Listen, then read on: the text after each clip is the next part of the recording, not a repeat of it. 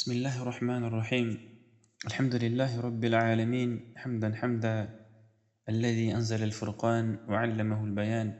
ثم الصلاة والسلام على نبينا محمد وعلى آله وصحبه أجمعين. أما بعد، رب اشرح لي صدري ويسر لي أمري واحلل عقدة من لساني يفقه قولي. ريب أو يتقول الله تبارك وتعالى وهندو دو يتوري ettiramu nemaji ɗi o nemini e dow men heewɗi ɗi annduɗen fimumen e ɗi ganda no jeeya ɗi nemaji ɗi Allah subhanahu wa ta'ala nemini e dow men nema cellal. Allahu tabaraka wa ta'ala kanko woni neminowo, kono ko heewi kon enen ibnu adam hiɗen wersindi hiɗen welditi e nemaji ɗi Allah subhanahu wa ta'ala nemini ɗin e dow men haa si tawi o jattitiɗi. Ko watta ɓennaka haala men ani neɗɗo o andata falor hunde haa so woni nde fuutike mo. Donc ko heewi kon ko so tawi woni Allah subhanahu wa ta'ala jarribike en o jattiti nemaji makko ɗin si anditanen mo. Ko waɗi noon nemaji ɗin fof ko Allah subhanahu wa ta'ala woni ko ɗi iwrata. Allah subhanahu wa ta'ala kanko woni ko toppiti fiyakuji men ɗi fof majji no moƴƴiri, kanko woni rahmanur rahim. Donc kala moƴƴere ko heɓuɗen ka horleji ɗo hara ka makko iwri, wono wiri en noon wama bikum min ni'matin fa min Allah. Kala nema ko heɓuɗen ka horleji ɗo hare ko sabu yurmani Allah subhanahu wa ta'ala woni ko heɓirɗen mo, wona fi par ce que hiɗen mériti mo. wallah wiyen kan nokku goo wama asabaka min hasanatin fa min Allah. kala moƴƴere ko juuri e men ka horleji ɗo ka horondirɗen e mum ko sabu yurmani Allah subhanahu wa ta'ala woni ko heɓirɗen nde moƴƴere. ko ɗum waɗi siɗen hani yettude Allah subhanahu wa ta'ala yettugal mo ala kulli hal e kala alhaali. wono wonir noon ko Allah subhanahu wa ta'ala woni ko neminta, kanko woni kadi ko jarriboto, kanko woni kadi ko sattinta. ko ɗum waɗi hannde ka yewtere men ɗo inchallah e yewte ko yowti fi jarrabuye. en yewte ko yowti fi jarrabuye ɓanginen ko honɗum woni jarrabuye, ko honno Allah subhanahu wa ta'ala jarriborirta jiyaɗo makko. ɓanginen kadi ko honɗum waɗata haa si Allah subhanahu wa ta'ala jarribo yimɓe ɓen ka horleji ɗo. aray o monani ɓe o fala ɓe dardade, ko honɗum waɗata si Allah subhanahu wa ta'ala jarribo en. tan mon noon si Allah subhanahu wa ta'ala jarribike en haray ko lesso honɗum woni ɓawa jarrabuye, ko honno goɗɗo wawi jangude e jarrabuye. moƴƴere no wawa heɓade ɓawa jarrabuye on ɗumandi ɓanginen on noon bi idnillah. haɗa ka sakkitorde yewtere men inchallah adden solution ji neɗɗo jarribaɗo si o jarribama ani ko solution ji honɗi on tigi hani ani darade waɗa fi jarrabuye makko wonan mo mal. ende jarrabuye ko piiji ɗiɗi. imma jarrabuye on ara o wona sabab o wona asbab ko ɓantata neɗɗo on ka Allah subhanahu wa ta'ala fi dunya wal akhirah, neɗɗo on heɓa moƴƴere Allah nden o male. e o jarrabuye ɗo ko ɓuramo jarriborede ko annabaɓe ɓen e nelaɓe ɓen. en fof hiɗen heɓa o jarrabuye ɗo en tini juɓɓe ɓen, mais kono ɓuritamo heɓude o jarrabuye ɗo ko ɓurimo heɓude ko annabaɓe ɓen e nelaɓe ɓen. annabaɓe ɓen buye maɓɓe Allah subhanahu wa ta'ala nennoɓe ko horleji ɗo hiɓe woɓɓe maɓɓe ɓe tortura woɓɓe ha ɓe wara. woɓɓe maɓɓe o jarribori ɓe jarrabuyeji goo. bari wono annabi Ibrahim Allah subhanahu wa ta'ala jarribonnomo jarrabuye hawniɗo, jarrabuye yani mawnuɗo sattuɗo. Allah subhanahu wa ta'ala yamirimo e koyɗol yo hirsu ɓiɗɗo makko bajjo mo marno on tumanti annabi Ismail. Allah jarribori yani ngol koyɗol ɗum annabi Ibrahim jarribno kadi annabi Ismail de kan kadi ko ma o jaɓa ɗum ɗon ko jaɓi kadi woni yi on andirɗen noon. donc ɓay woni kamɓe ɗiɗo ɓe jarribama o jarrabuye ɗo, ɓay woni Allah subhanahu wa ta'ala jarribike mo ɓe feƴƴi e hoore makko. ko honno waɗɗo si Allah subhanahu wa ta'ala jarribornoɓe o jarrabuye ɗo hade ko fiyo ɓantuɓe. ko ɗum waɗi nde annabi Ibrahim annabi Ismail nde ɓe feƴƴuno on jarrabuye ɗon Allah subhanahu wa ta'ala ɓeydi ɓe ɓantude. so ƴetti kadi annabi Yunus alayhi salam Allah subhanahu wa ta'ala jarribonomo, subhanahu wa ta'ala jarribonimo lingi no moƴƴiri ɓe noon kama yo hiɗen andi no qissa on feƴƴiri. aray Allah subhanahu wa ta'ala ko kamɓe tun heɓi sifa konko heɓɓe ɗon lingi waɗa goɗɗo ɓe feƴƴa waɗen balɗe ɗo feƴƴi ɗum fof ka niwre lingi wongi e niwre maayo, wongi e niwre jamma mo annduɗen o. lingi ngi tutti ɓe wuuri e yimɓe maɓɓe ɓen ɓe warno hari ɓen no yeddi. Allah subhanahu wa ta'ala addi lette maɓɓe, Allah subhanahu wa ta'ala yurmini ɓe, o townti lette ɗen, o fewni ɓe, communauté maɓɓe on fof jaɓi ɓe gomɗini. ani ɓawa jarrabi annabi Yunus Allah subhanahu wa ta'ala ɓanti annabi Yunus ɓanti kadi communauté maɓɓe ɓe fof maɓɓe waɗa ko jarrabu e moƴƴo on ni. so ndaari kadi wono annabi Yusuf alayhi salam kamɓe kadi Allah subhanahu wa ta'ala jarribino ɓe sifa o jarrabuye ɗo jarribori ɓe ani ɓe ngulanɗo on, jarribori ɓe kadi kaso. woni ɓe muññiki ɓe feƴƴi hoore jarrabe on ɓe réussisi épreuve on, Allah subhanahu wa ta'ala lammini ɓe hokki ɓe min ta'wil al ahadith firo koyɗi andugol ko non firo koyɗi. Nabi sallallahu alaihi wasallam kamɓe kadi Allah subhanahu wa ta'ala hewno ɓe jarribade ka gurdam maɓɓe no jeeya jarrabeji ɗi ɓe jarribirano andi ko ni sababu jippagol suratul duha wahyu on tayino e moment ɗon yan sallallahu alaihi wasallam ɓe fooyi ha debbo go wari tawi ɓe jalkitiɓe yani wiɓe wondema Allahji maɓɓe on tertike ɓe on manta Allah subhanahu wa ta'ala jippini suratul duha fiyere kon fottugol nelaɗo inde wala sawfa yu'tika rabbuka fatarda subhanahu wa ta'ala wi mi okkorte ha weltoɗa yani mi okkorte aljanna yani subhanahu wa ta'ala kadi wi nabi sallallahu alaihi wasallam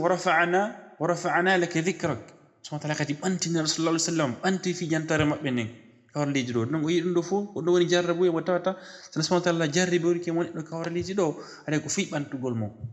jarrabu e ɗi mo ko jarrabu e mo tawata ko axe o ɗo on subhanahu wa ta'ala jarribe woni ko jarrabu e neɗɗo haɗa se yani ko fi hoynugol mo lettamo kadna ɗo maya kadi subhanahu wa ta'ala nada mo yite subhanahu wa ta'ala dandu en on jarrabu e ɗum joni noon Allah subhanahu wa ta'ala e nder gandal makko yirmede makko yaajuni nden yani ko honno o neminirta jeeya e makko ɓen o yilto kadi o jarribora ɓe yani yarli injustice no e waɗugol ɗum la bala injustice tala e ɗum Allah subhanahu wa ta'ala o daari wama Allahu yuridu dhulman lil alamin Allahu tabaraka wa ta'ala tagorni o taginande fof mayre al alam ko kala ko woni ka e nder univers kala ko woni bayna as-samaa wal ard ko alam kulla en naati ɗum plante ji inno naati ɗum végétaux inno naati ɗum enen ibnu adam hiɗen naati ɗum jinnaji ɗum naati ɗum Allah wi ɗum ɗo fof hay fus ala ko falana toñe Allah hay kulle ɗen o toñata ko waɗi ñande yawmal qiyama Allah subhanahu wa ta'ala ummitina e kulle ɗen kullu mbew en yottu kuma kul waɗno kunkum so yettodiri on tumandi on nadi kuntu turaba yon taw tumanti mullari ɗi ruya donc Allah ka woni ɗon o toñata tagore makko ni en sikku koko suɓɓi kon hakkunde tagore makko nden o teddini o ɓuri idde ko ɓen o toñata ɗum ibnu adam laqad karramna al bani adam e sikku Allah toña en ibnu adam ene yimɓe ɓen la wa ta'ala inna allaha la yadhlimu an-nasa shay'a Allah o toñata yimɓe ɓen hay ko ɓuri e fanɗude o toñata en ka woni ɗon o toñali tagore nde o taginen fof o suuti yimɓe ɓe goni o toñataɓe hakkude yimɓe ɓen kadi kombo Allah subhanahu wa ta'ala ɓuri yidde ko jeeya makko bomɗinɓe ɓen en sikku enen jaabi anda goni ɓe Allah toña en toñira en jarrabuye la subhanahu wa ta'ala wi wama rabbuka bidhallamin lil abid subhanahu wa ta'ala wonali ko toñowo jeeya e makko ɓen alors kono famirte jarrabuye so woni Allah jarrabuye wona toña immorde Allah subhanahu wa ta'ala haɗa kon ɗum woni jarrabuye haɗa cause jarrabuye Allah subhanahu wa ta'ala wi no suratul alaq innal insana la yatgha an ra'ahu istaghna e wi kala woni ko neminta so Allah subhanahu wa ta'ala nemini neɗɗo o alɗinimo o halɗinirimo masalan jawdi ma ɗum o halɗinirimo cellal ma o halɗinirimo gandal ma teddungal ma jaahu ma ɓiɓɓe neɗɗo on hay ɗo yettita Allah subhanahu wa ta'ala nema on o jarnamo o rewamo ɓe ko noon goɗɗo yettirta Allah ko yani ko jarnirgol mo nema on rewamo on tigi wona ɗum wata haray ko yo bewu innal insana la yatgha an ra'ahu istaghna donc neɗɗo on so Allah subhanahu wa ta'ala neminimo nema neɗɗo on kanko o bonno e rabbul ibad compte maji ɗon probléme ji ɗin fuɗɗoto donc tuma Allah subhanahu wa ta'ala nemini neɗɗo on o ronki yettude Allahu tabaraka wa ta'ala o dulliri nema on o yeddiri kat nema on Allah Allah subhanahu wa ta'ala wi on ɗum dhalika bi anna Allaha lam yaku mughayyiran ni'matan an'amaha ala qaumin hatta yughayyiru ma bi anfusihim ko tumande ɗum no waɗi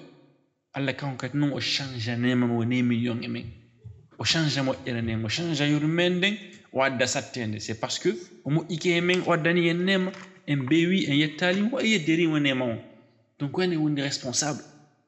on changement non wona kanko Allahu tabaraka wa ta'ala kanko Allah wi en o toñata tagore nden o toñata yimɓe ɓen o toñata jeeya e makko ɓen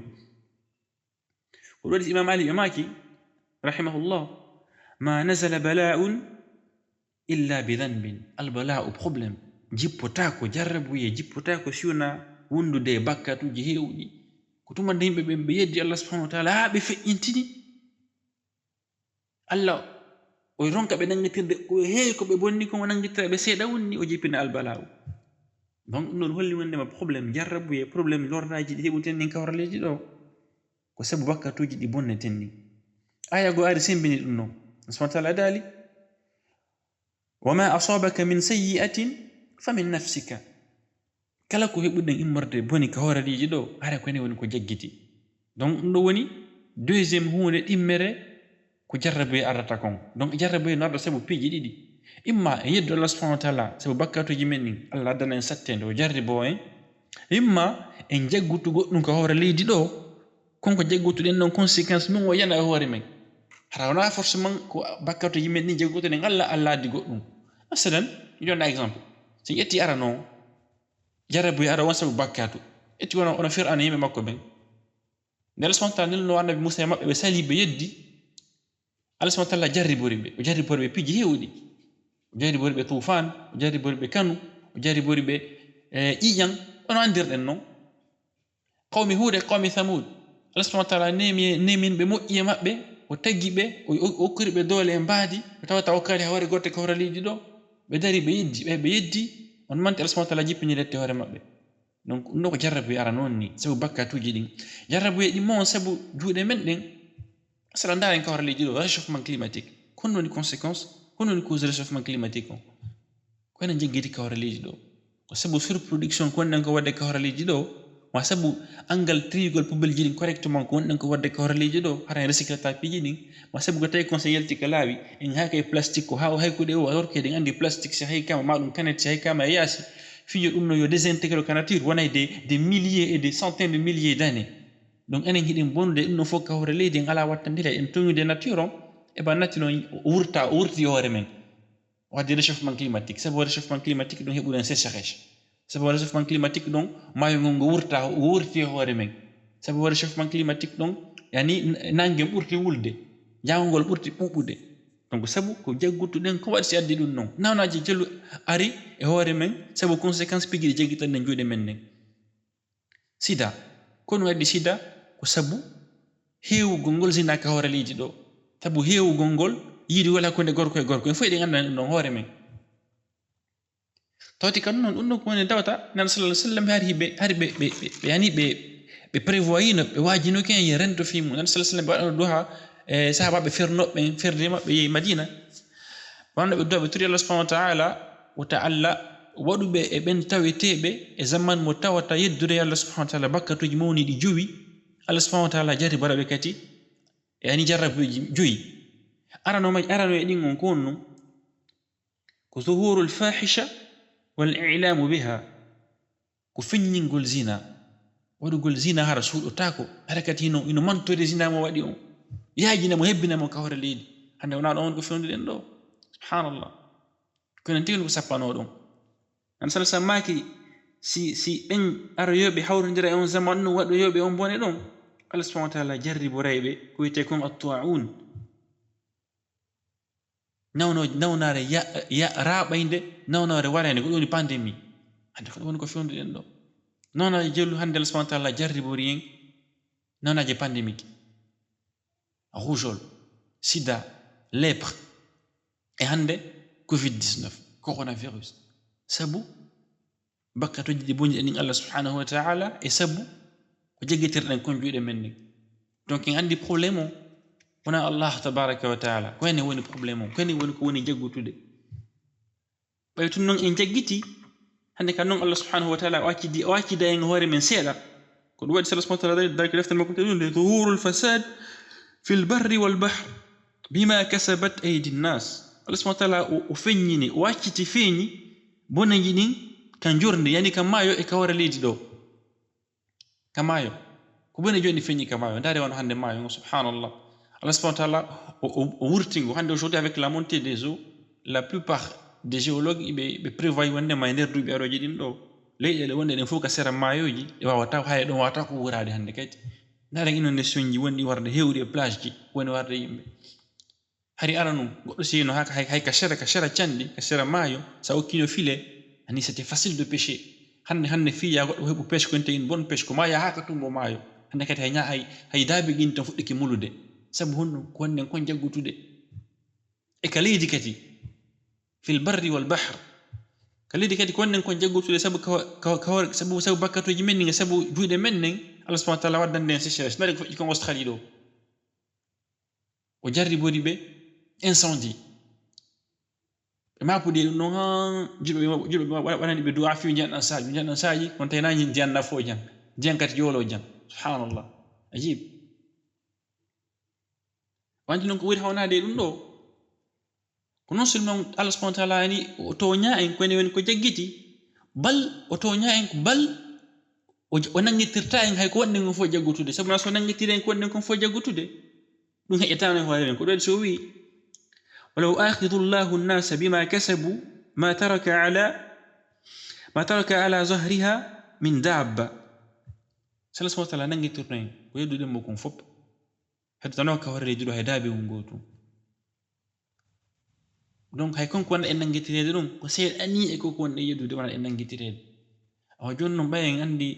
سبب جي كون تجرب دي وني يورودي yoni c'est important yang andu ko fi hondu Allah subhanahu wa ta'ala woni accude di jarrabeji di mema en sabu non wodi ko Allah subhanahu wa ta'ala fandani yang majji ka aya ma jango yendo joni zuhurul fasad fil bahri wal bahr ka sakito de aya Allah subhanahu wa ta'ala ko no wi la'allahum yarji'un Allah ko woni wadande dum do ko woni accitande ko woni wurtande ko woni kon ka leedi e ka mayo e hore men ko fi en rutto ko fi en tubu rutto den ka makko ko fi en change ko fi en réformo دونك كدنا وناي من فدي اسمه تعالى انت النبي صلى الله عليه وسلم اسمه تعالى دالي لقد ارسلنا الى من قبلك فاخذناهم بالبأساء والضراء فيهن لعلهم يتبرعون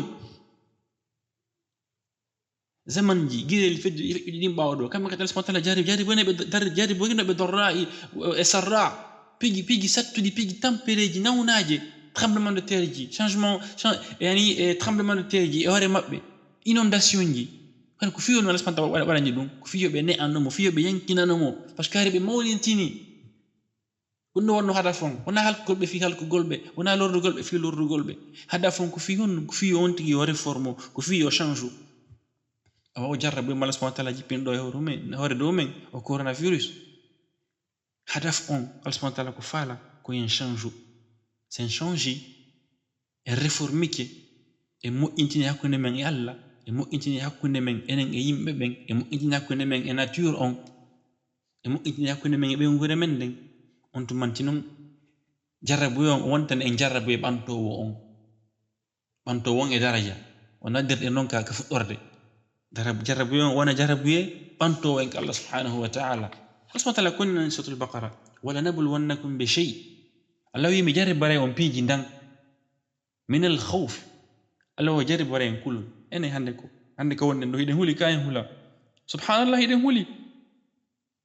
tellement kiden sokiti ka cuudi men hiden huli tellement dare kon fi Equateur do subhanallah be yaltinde fureji fejji be kander famiji mabbe be yaltinadi be bugodi kaya se goto ala susta yode surradi e goto ala susta ha juru gora e fure wona kulal wadi dum wal ju'i heege ko wonde do hande yimbe benno welede sabu coronavirus kabe ala ka welede be welede subhanallah tampuno be burdi tampude marno be hande ko mari kon duitike hande la plupart des gens ils sont au chômage hande comme on touche des salaires mo touche no lebbi fi didi en fo men hande jodde yimen ni duitike wobbe nyambe ala hay droit dum dare no États-Unis subhanallah système de sécurité sociale ala tay la même chose dare ko en fi didi donc ajib ونقص من الاموال والانفس والثمرات hande den ultore jawle kala kan ultore de jawle hande entreprise jelu hande soki ba fe majjiyo di uttata nakati abadan be yi fayit ko chiffre d'affaires jelu hande woni besude entreprise ji tawta nada no hari par mois des millions et des millions hande di soka hay 1 centime jala nadude hande bourse jeni fo majji de fondrade il faut de perdre de hande en perdre kati wonkiji en perdre be jelu won mayde en Italie presque 20 000 personnes aux États-Unis وكذلك Espagne وكذلك France Belgique donc coronavirus kanyun tum hino nati di pigi dal smata do fu hino jari borde من الخوف والجوع ونقص من الأموال والأنفس والثمرات الله يبشر الصابرين هم بتر دون يعني منيبن gomnibe munyibe weltinirbe dum do fiyon parce que o jarrabu ya do kambe suke bibe ko jarrabu e bantowo be ndare Allah yigo sakitorde aya ulaika alayhim salawatun min rabbihim wa rahma ben dom ɓeyɗo tigi Allah subhanahu wa ta'ala waɗi julde kisi e hoore mum en kala ko ɓe no firti salawatullahi e ala rasul ma ala nas Allah subhanahu wa ta'ala konno julirta ñaaɗo ma yimɓe ɓe yani ko ɓantugol on tigi daraja donc julɓe ɓen kamɓe si faɗi jarrabeji ɗo ari e maɓɓe Allah subhanahu wa ta'ala ko yo ɓantuɓe daraja joni noon ko honno goɗɗo heɓirta jarrabuye o ɓantamo daraja no woodi piiji danɗi o daroto e mum ko ɗin piiji addeten ɗo inchallah ada hunde aranere nde goɗɗo julɗo si jarribama fiyo on jarrabuye wonanmo jarrabuye ɓantowomo hunde aranere nde o andata nden ko yo andu on jarrabuye ɗon ko tiiɗi wo ko tiiɗi ko mawni wo ko mawni ko Allah subhanahu wa ta'ala woni ko iwri Allah kanko woni khaliqu kulli shay kala ko yiɗa jarriborama ko hora leydi ɗo kum virus hande ko ronko ɗen andude gandal mum ko ronko heɓande lekki kimorre ko Allah subhanahu wa ta'ala tagi ko woni ko jeeya ko jundum min junudi ko yani ko kunu jeyango e kunu Allah subhanahu wa ta'ala Allah non kala kunu ko woni ko hora leydi ɗo kanko woni ko waɗani walillahi junudu samawati wal ard donc si neɗɗo on so andi ɗum ɗo woni goo ɗimmon ɗum ko jogi to hunde wotere o jogita ɗum ƴakkirɗe makko ɗen wa in yamsaska Allahu bi durrin fala kashifa lahu illa hu si Allah jarriborima hunde so jarriborima nawnare so jarriborima heege so jarriborima kulol so jarriborima warugol andu wala wawɗo ittugol ɗon si wona kanko sa wawi fiɓgol ɗum ɗon ka ɓernema jogito ɗum ɗon aray la Allah neɓata jarrabe wontanama ɓantowoma sabu nana fof wawi wadde ɗum andi wi jarrabe geni ko ɗiɗi ko jarrabe hoynowo on e ɓantowo on jarrabe hoynowo on eyi déjà taw o fuɗɗike nde nawnare ɗo kombo dandata nde déjà o fuɗɗike shirkande Allah subhanahu wa ta'ala inna ko leɓa ɓangol Qur'an ko won tigi looto en fanta lekki e gauche à droite on sikkuɓe on ɓe wadde so faɗi piiɗo Allah subhanahu wa ta'ala waɗanaɓe o jarrabe ɗo ɓantowoɓe la abadan donc hunde ɗimmere nden si won tigi andi ka hunde andewandema Allah subhanahu wa ta'ala kanko no tagi kala hunde ka hora leydi ɗo on tigi fiɓa ka ɓerde makko wondema Allah subhanahu wa ta'ala kanko woni dikkinowo kala ko memimo kanko neɗɗo yani nde nawnare ɗo en l'occurrence covid-19 kala to woni ko watamo ittande nde sinno feƴƴi on tigi tuuba o rutto ko Allah subhanahu wa ta'ala par ce que yimɓe bonni ko ɗum waɗi si o probléme ɗo ari ko ɗum adduɗen ɗo joni yimɓe bonni ko ɗum waɗi ko adduɗen tuma e kaka fuɗɗorde yettere imam ali nen wondema ma nasala bala'un illa bi dhanbin al bala'u jippata ko jarrabe jippata ko sona sabu bakkatu ɓe maki imam ali on tuma wama rufiya illa bi tawba si jarrabe on ari o jippike o yahata o ɓantetake o yittetake sona wondude tububuye ɗum ɗo heno jeeya solution ji ɗi wona noon ɗum ɗo tum kono no jeeya solution ji ɗi solution tan wonni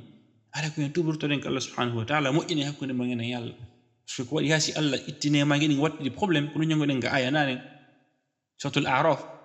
c'est parce que woni enen e hakkunde men Allah en change kankati o change sinno feƴƴi hunde na ɓernen ko addu'a ko noddugol Allah subhanahu wa ta'ala toromo ɓay kanko ɓay wi kanko woni ko tagi hunde kanko woni ko dikkintande hade kanka tortoɗen fiyo ittude nan sallallahu alaihi wasallam kamɓe kadi ɓe jarribano ma sifa jarrabe nawnaji ta'un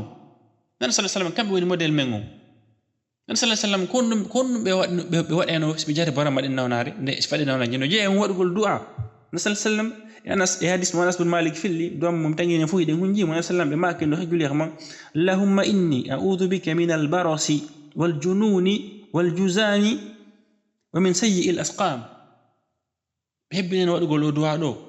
fi Allah parce que Allah subhanahu wa ta'ala woni ko addinde nawnare ɗon kankati woni ko dikkintande ɗe nawnaje ani sifata ɗo fi mum albaras ko lèvre fiyama albaras wal junun ko nawnaje fetinoje wal juzam ko nawnaje nangoje ɓandu no c'est les maladies de la peau e nawnaje façon go donc si won tigi toriki Allah subhanahu wa ta'ala jowa ɓunnum on tigi o jaɓa ko Allah subhanahu wa ta'ala o jibbilo ko Allah subhanahu wa ta'ala jarri borimo kon o muñño kadi ko si o muññike ɗum waɗi nan suratul baqara si o muññike ga sakkitorde no wontanamo ulaika alayhim salawatu min rabbihim wa rahma ko ɗum waɗi si nabi sallallahu alaihi wasallam maki hadis julɗo on alhaali makko hino hawni ajaban li amri al-mu'mini fiyake julɗo hino hawni hono fiyake makko hawnori fa inna amrahu kullahu lahu khair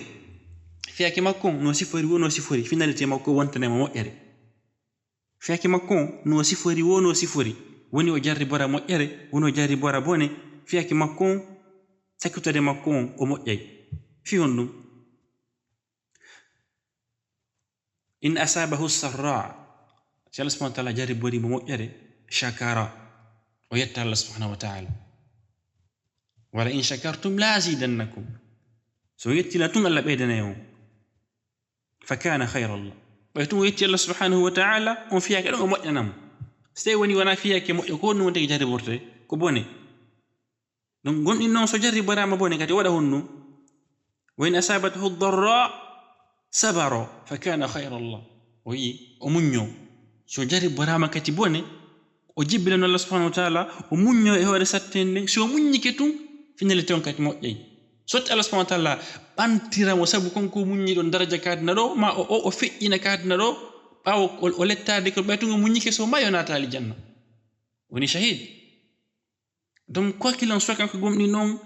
fiyake makko o moƴƴay ko Rasul sallallahu alaihi wasallam wi fiyake makko hino hawni e dow kala alhaali kanko il est gagnant dedans donc si no feƴƴi dernier point on wonti ko attaquant fiyo jaƴi Allah ta'ala to no jarrabe on ɓantidamo mo ko yo waɗu sababuji walloji moɗin ha o iwa e mum hay sababuji noon adduna yankoji ɗin kama ko ɓen ko ɓe wi kon al asbabul ihtirasiya so tawi woni ɗin sababuji ɗon hiɗi yaadi ko Allah subhanahu wa ta'ala yamiri kon on tigi waɗaɗi ɗum wono fewndo ɗo haray spécialiste ɓe ɓe santé publique médecin ɓe consulte hakkude maɓɓe ɓe wi wondema ko yen confino wona on tigi yaltu on tigi wonu ka suudu strictement on tigi ƴetta masque on tigi waɗa gan so tawi woni yalta fi nécessité on tigi évita contact ji ɗin on tigi soɗo régulièrement donc ɗi pigi ɗo fof mi tan yanaki ɗi lundi sharia bal confinement on ɗum laggi sharia ko yamirore nare sallallahu alaihi wasallam sallam ɓe yamiri e sanga so tawi woni nawnare contagieuse no ari ɓe maki firra min al majzum firaraka min al asad si nawnare raɓore ari dogunde wono dogirta noon piyori subhanallah donc kono no honno noon dogirta nawnare nden ko woni kande ala ɗon fendo nawnare nden hinde ka yaasi nde yindude on tigi ko woni ka suudu mum ko ɗon dogatande e hadis goo ɓe yi wondema hay geloɗi men ɗin so tawi no wodi e nder geloɗi on tigi mari ɗin ma son tigi no nawɗi kulle goo nani mumunteji goo so no wodi e majji nawnuɗi wona yo jillidirɗe e mumunteji ɗi nawnaɗi geloɗi nawnaɗi ha ɗi raɓidira donc ko ɗi sendidire donc nana sallah sallam si hay mumunteji ɗin ɓe wi koyo sendidire ɗi isolé itti kan sikke e ibnu adam e yimɓe ɓen donc kala solution ko ƴetta sababu ko ƴetta fi tonugol jarrabuye on simo yaade sharia on tigi ko respectumo donc nayi jogito ala légère confinement ji ko ƴetta kon e piiji e disposition ko waɗa kon fiyo citoyen ɓe hiso e nawnare nen ɓayto woni ko pigi tawta lundaki sharia en hana weltade majji jawitoɗen ɗi donc on tigi nayo wi wondema ko Allah woni ko dikkinta gon ko Allah woni ko dikkinta kono e yinde toɓɓere jeegaɓere ɗo fiyo on tigi yo daɗu nawnare nden yo daɗu jarrabuye on tigi kadi yo adde sababuji ɗin donc en addi hoola konngol Allah jaɓugol kanko woni ko tawi kala hunde toragol mo ngol on tigi waɗi ɗum ɗon fof on tigi noon sakkitora sababuji ɗin ko pigi tawata hino yani hiɗi jogodiri pigi ɗin ɗi seeda on tigi ko woni juste milieu nayi woni exagére ɗo ni nayi woni côté extrême wondema kanko watta sababuji ɗin ko Allah yonde nori tun nakati woni côté extrême wonde kanko waɗe sababuji ɗin ko ɗi woni ko dikkintamo sababuji ɗin tun ɗi dikkintamo nawnare nden tun nde raɓata en samsa maki nawnare nden kaye tun nde raɓata ko Allah woni ko ittata ndeɗa naɓandeɗa donc on tigi yondinora e Allah howlo wondema o kanko woni ko addi bone on toromo tuuba rutto ka makko jaɓa muñño sattende nden on tigi noon waɗa sababuji ɗin so waɗi sababuji ɗin bisnillah on tumante Allah subhanahu wa ta'ala ɓantemo ittanamo sattende nden waddanamo newende ma ɗum o ƴettitamo e sattende nden so muññiki o ƴettamo nadamo aljanna so on tigi mayinati aljanna haray ko on ɗon on tigi ɗaɓɓano kadina ɗo haray on tigi perdade on tigi gagne wala ɗum haray mi secrétaire yotirande nden ɗo juste wasiye goto haray wonande tentimaro ɓe wuure ɓe haray fenɗo hiɗen confini ka suudu pendant plusieurs semaines haray wakkilo ɗen profité haray yebal tan men on surtout haray yebal tan ɓiɓɓe men ɓen wuure men nden waɗi wakkilo ɗen waɗanen ɓe suivi ɓiɓɓe men ɓen hari avant de ɓe confiné ɗo ɓe janngude ɗuɗe maɓɓe ɗen so kama haɗa ngaccali ɓe feƴƴa ñallal maɓɓe ngal fof maggal e fijugol playstation ma e darugol télé rewtine ɓe bindi maɓɓe ɗin maɗum o so tawi woni en wata ɓe rewtinde bindi maɓɓe ɗin ani en hewata o niveau ɗon awa bete joɗɗen takko maɓɓe inne maɓe janngu asi wata ɓe faljitude maɗum o nodde mo tan naɓe faljitude ɗum no heewi Belgique ɗo ma ɗum no heewi kawaraleji ɗo on tigi falgita ɓe haysko par vidéo conférence kala école kadi wa kadalik fenɗo école ji ɗi fof la plupart hakkude maggi ɗi wadde suivi beddande pay koy des exercices à faire à la maison, des programmes à étudier à la maison. Ɗum non kadi on tigi ɓiɗɗo makko yo yaltis tawi mo fakkutede falgitamo si a wawata nodda goɗɗo mo annduɗa ko yasi mo tawata no wawi mo falgitude par vidéoconférence. Ara on tigi akkilani ɓiɓɓe ɓen ka suudu ara perdal tan mum on tigi ka tigi hoore mum sa mara ɓengure wakkilo ɗa ara fe inani ñallal mangal fo dargol série ma dargol télé profita tan mo janga Qur'an taskoɗa Qur'an on tigi janga hadith hunjo hadith heɓa esko aya goto hunjaɗo par jour ara on tigi jaɓal tan mum o yeeba tan mum on bona comme ça nde nawnare ɗo harande heɓi ko nde ɓeyduma comme ça ara jarrabuye on woni ara aɓantike sabu makko ara ɗuytaki sabu makko ara mi yutini yewtere nden o yafata mi daro waɗum torki Allah subhanahu wa ta'ala waɗan o jarrabuye ɗo moƴƴere wonan nden e ɓantirede e sabu makko Allah dandu en wonande yimɓe hoyoɓe sabu o jarrabuye ɗo wotala nenan en no tuubi e ruttiɗen ka makko yonde no remmo waɗi sababji wonogi ɗin sabu inchallah no daƴiɗen o jarrabuye ɗo jarrabuye jeeɗiɗi ɗin wa akhiru da'wana alhamdulillahi rabbil alamin.